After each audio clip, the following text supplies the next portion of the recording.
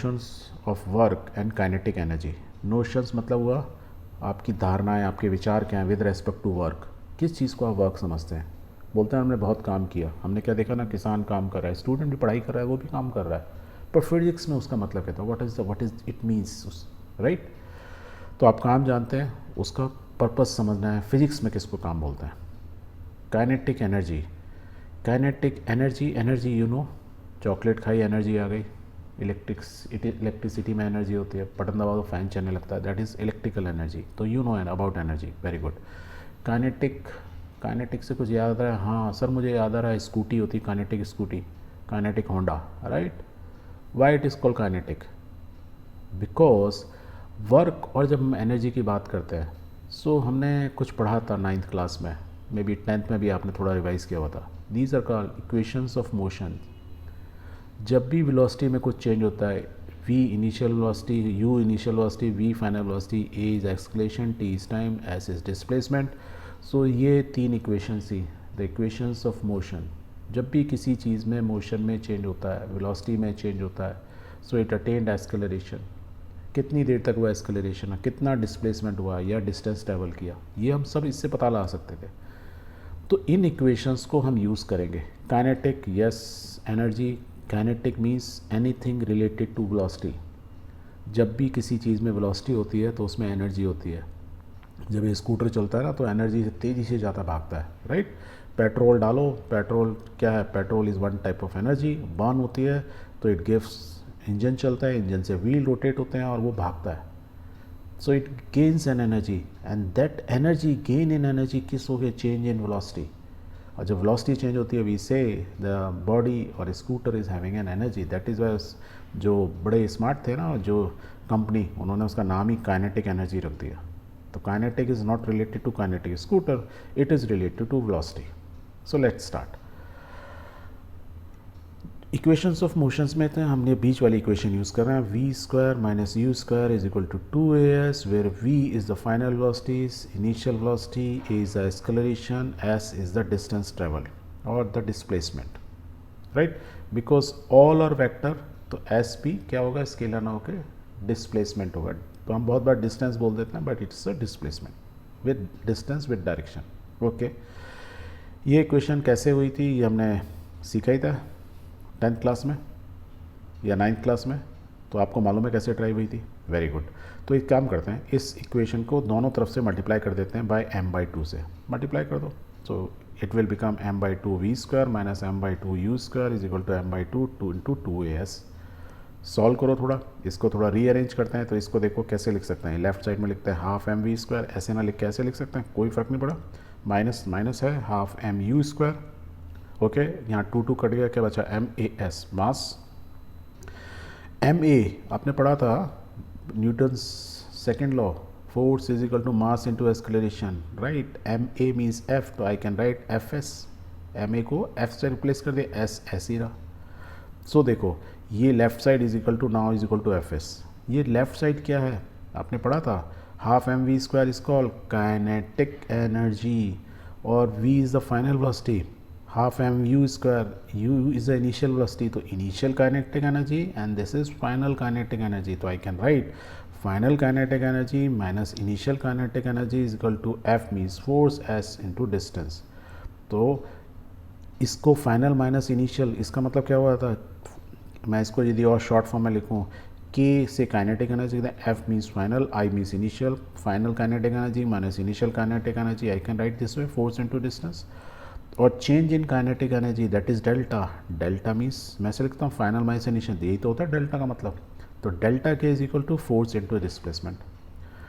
चलो इसको थोड़ा और खेलते हैं, delta K means change in kinetic energy, K means kinetic energy के लिए हम यूज़ कर रहे हैं ऑलवेज, डेल्टा मीन्स चेंज, तो चेंज इन काइनेटिक एनर्जी।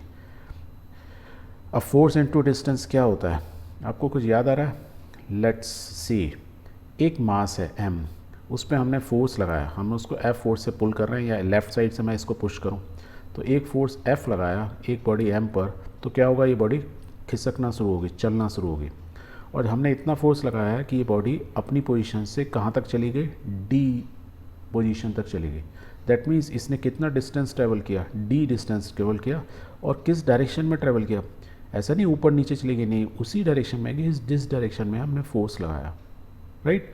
तो we can say the work is done on this body, work is done by a force, ये जो फोर्स लगा है किस पर, इस बॉडी के ऊपर फोर्स लगा, on the body over a certain displacement, हमने इस बॉडी के ऊपर डी डिस्टेंस तक, क्योंकि एक डायरेक्शन में है that is why it is displacement, F force लगाया तो ये बॉडी इस पोजीशन से इस पोजीशन पे चली गई। जब इस पोजीशन से इस पोजीशन पे गई तो हमने कहा कुछ काम किया ना, हम ये बोलते हैं ना हमने कुछ काम किया। तो इसमें क्या हुआ, इस बॉडी ने कुछ काम किया। क्यों काम किया, क्योंकि उस पर किसी एक एक्सटर्नल फोर्स लगा, आपने लगाया मैंने लगाया, पुल किया या पुश किया, पर जिस भी डायरेक्शन में हमने पुल या पुश किया उसी डायरेक्शन में वो बॉडी मूव की। कितना मूव की, डिस्टेंस डी, डिस्प्लेसमेंट डी का डिस्प्लेसमेंट हुआ, and that is what is called work done.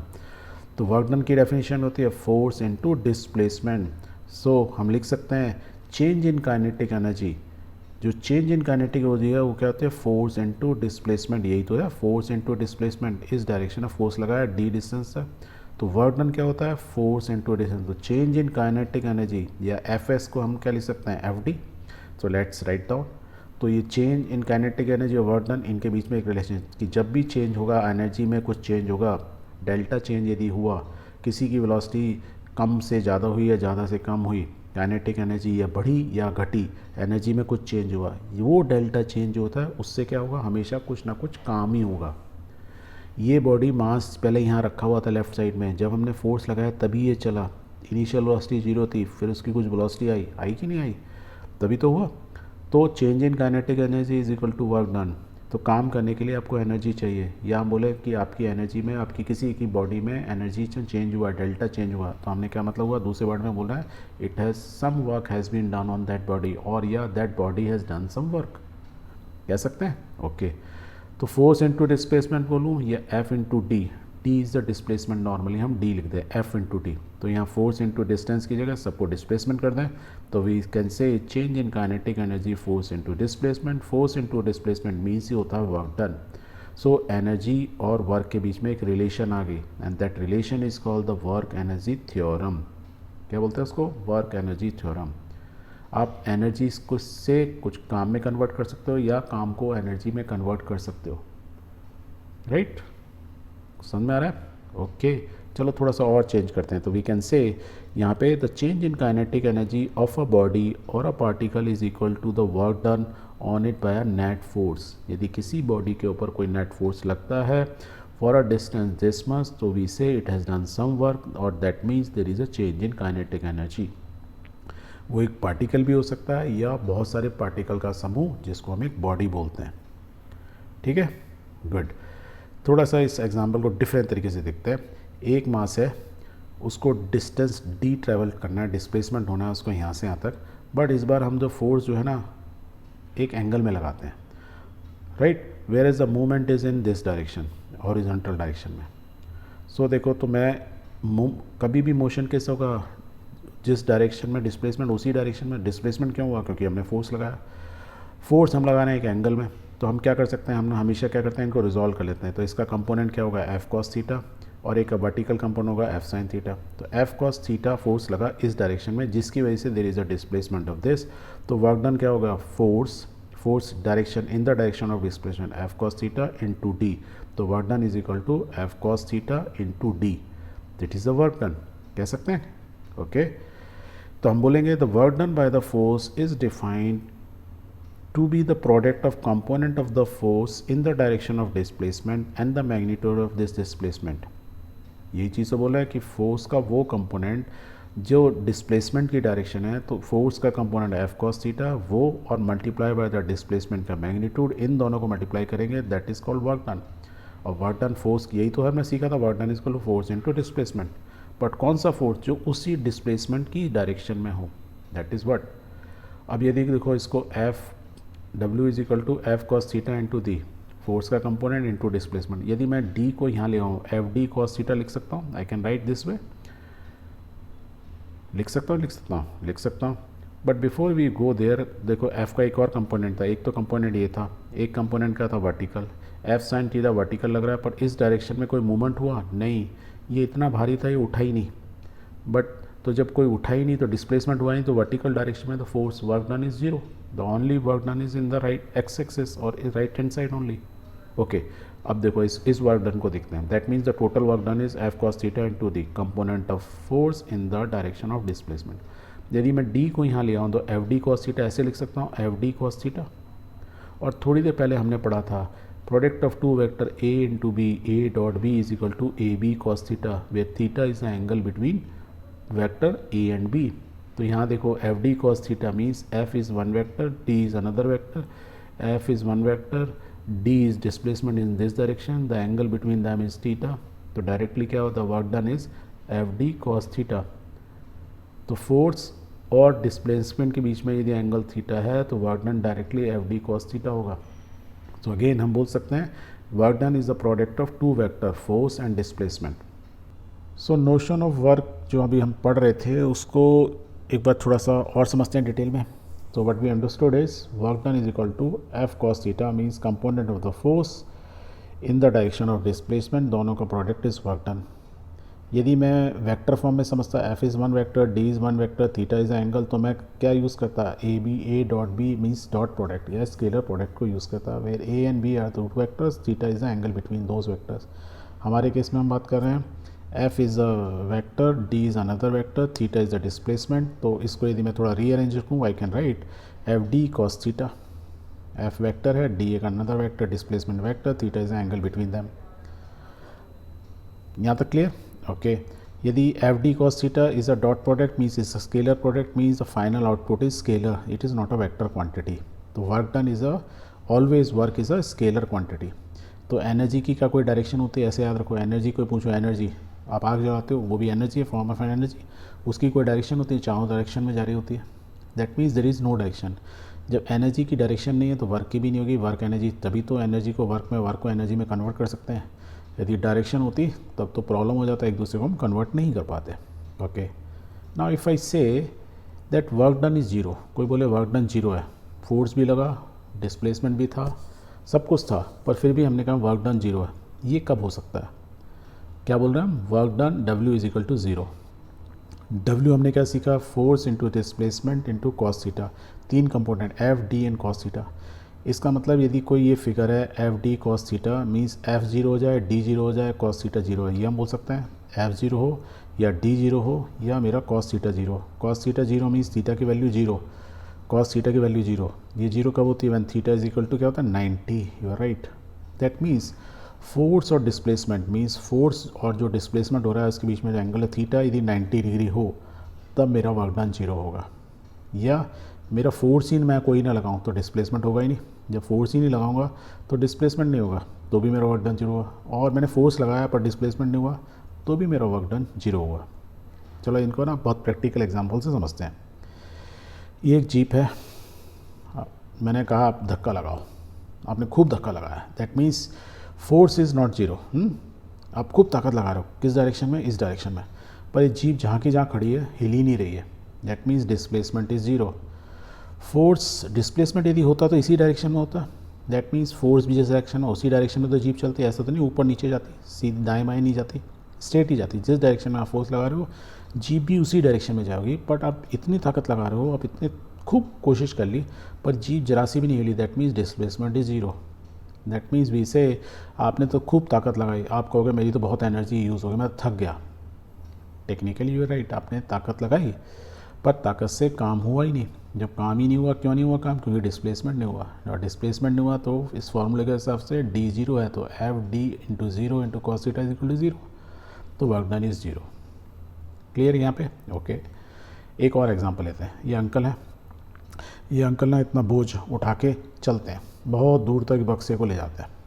Now if I ask you कि अंकल ने कितना काम किया, आप कहोगे अंकल ने बड़ी मेहनत की, बॉक्स यहाँ से यहाँ ले गए।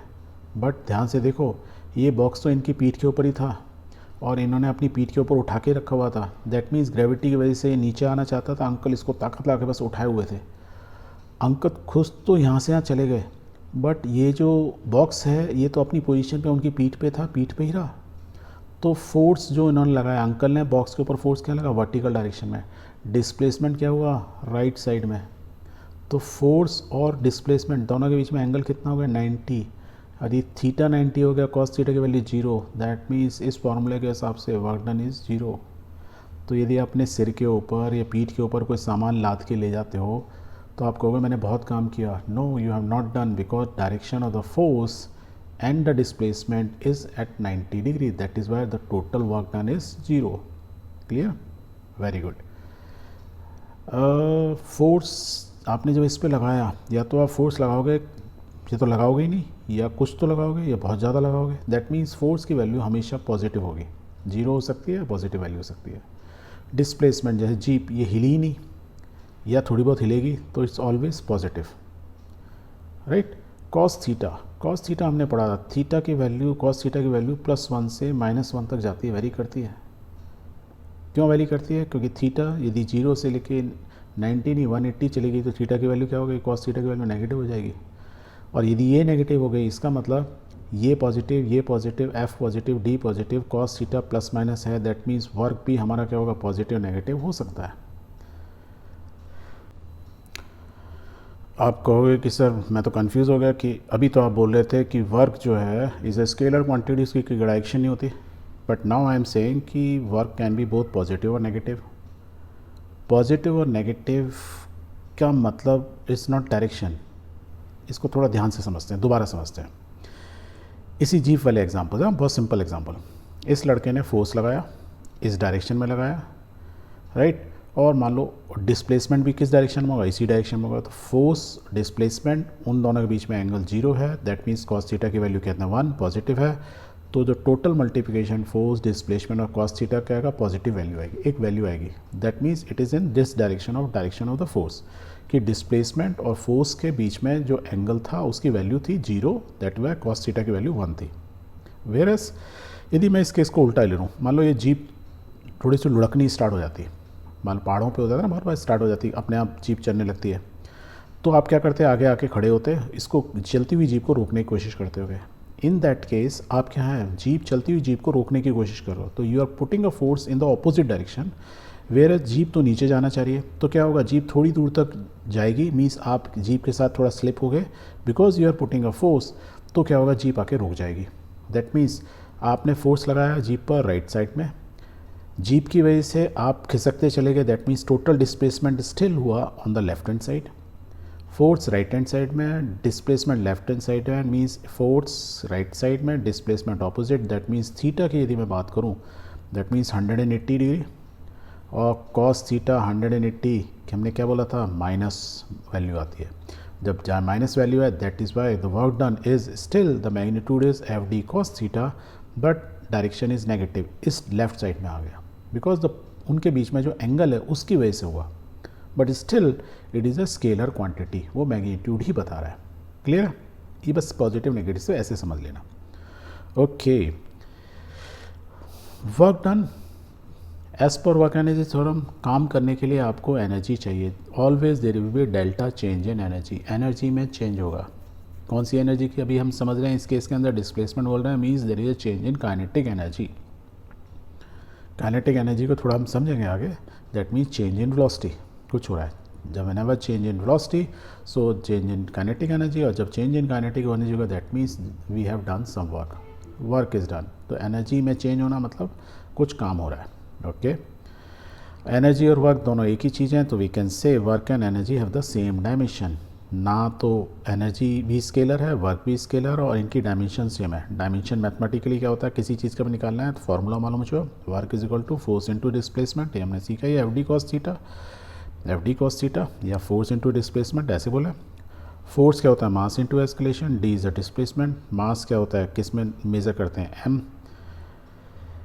एम को, मास को एम से, एस्केलेशन LT-2 इसकी डायमेंशन होती हैं। D is a distance, means L length से बात कर रहे हैं, तो इसको यदि और फर्दर सॉल्व करोगे, ML2T-2, so ML2T-2 is the dimension of work, and ये डायमेंशन किसकी? वर्क हुई, तो एनर्जी की भी क्या होती है? ML2T-2, यही एनर्जी होती है। Force into displacement, force newton, displacement metre में, newton metre is the unit of work, या न्यूटन मीटर को हम जूल्स भी बोल देते हैं, जो है स्मॉल जे से लिखते हैं। और आपने ये पढ़ा था एनर्जी की यूनिट भी क्या होती है? जूल्स, क्योंकि दोनों सेम ही चीज़ है। तो दोनों की डायमेंशन सेम होती हैं, दोनों स्केलर क्वांटिटी होती हैं, दोनों की जो यूनिट होती हैं वो भी सेम होती है। तो वर्क और एनर्जी मतलब एक ही चीज़ है। क्लियर? ओके। जूल्स आपने सुना होगा, इसके अल्टरनेटिव यूनिट्स भी होती हैं। मींस वर्क और एनर्जी की यूनिट जूल बोलो, या बहुत बार हम यूज़ करते हैं कैलोरीज। सुना है ना वर्ड कैलोरीज? इतना खाना खाओगे, इतनी कम कैलोरी करो, कम खाना खाओ, पतला होना है तो कैलोरीज कम लो, कैलोरीज कंट्रोल करो। कैलोरी मीन्स एनर्जी, जो भी आप एनर्जी में कन्वर्ट करो। खाते हो तो एनर्जी, खाते हो तो खाना जो फूड है कन्वर्ट्स इनटू एनर्जी, और energy means you can do more work, right. But वैसे अंकल की तरह नहीं करना है, हाँ याद रखना।